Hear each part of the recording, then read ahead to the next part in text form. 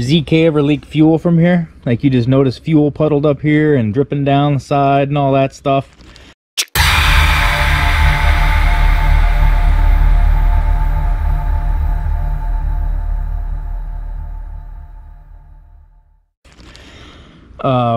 There's a grommet and we're going to replace that. So you just take this out and this pulls right out of the fuel tank. You want to be careful not to get nothing in there. I probably should have cleaned that beforehand, but I'm going to put the replacement grommet in there. Should fix the leaking fuel issue. So I'm going to take this out and then we just got to get this old grommet off of there. And as you can see, it is damaged.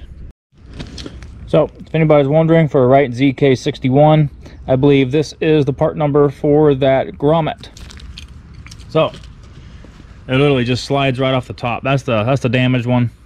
Slide the new one right on. It just fits right on there, and then you just pressure fit that right back in the top of the gas tank. Good to go. If anybody ever wonders, your gas gauge, flip that around, it's just a float system. That's all it is. That's all it is.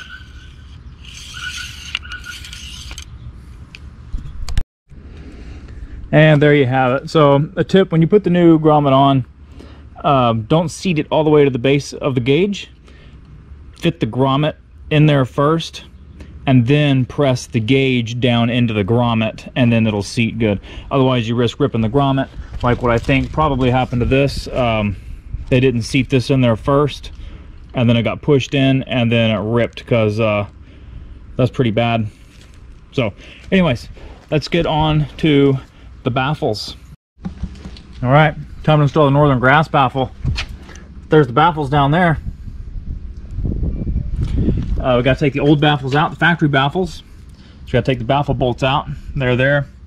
Another one right there, there, and two more on the other side.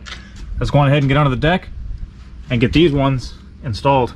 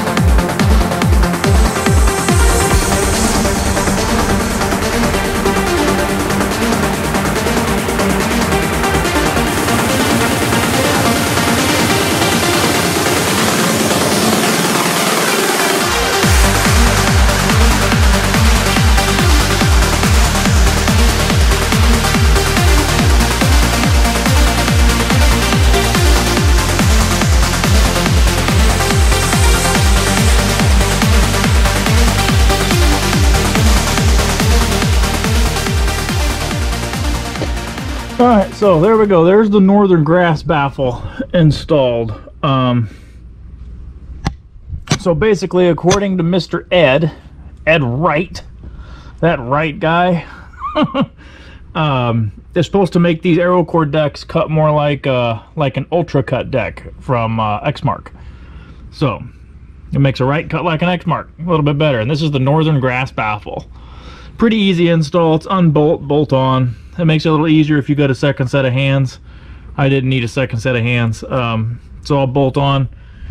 You do lose a little bit of deck capacity with this baffle, but it tightens up the airflow to help cut the cool season turf. So at least in theory. These here I kept all the way to the lowest position. As you can see, they are adjustable. You can scoot them up or down about a quarter to half inch. I'm going to play around with that and see. I'm going to test them at the lowest setting, and we're going to take it from there. Some other things I did, we're going to do that in another video. Just wanted to show the install of the Northern Grass Baffle, because there's not a lot of info on this at all. Even some people at Wright were a little puzzled about this whole kit. So depends on who you talk to with that, though. Hope this has helped you out. Gave you a little bit of an insight on the Northern Grass Baffle. Like I said, really easy install. And I'm going to post some updates on how this is working at the end of the week, or maybe end of next week. That way I have a good enough amount of time behind it. So there's the factory baffles back there. Took them off, and the brand new ones. So there is some differences. These are, it's got a little bit steeper angles to them and everything. So I'm excited to see how they work. I hope they work out really well, because we have a lot of fescue where I'm at in Illinois, southern Illinois, not Chicago area. So anyways, don't forget to give a thumbs up, subscribe. Till next time, see y'all then.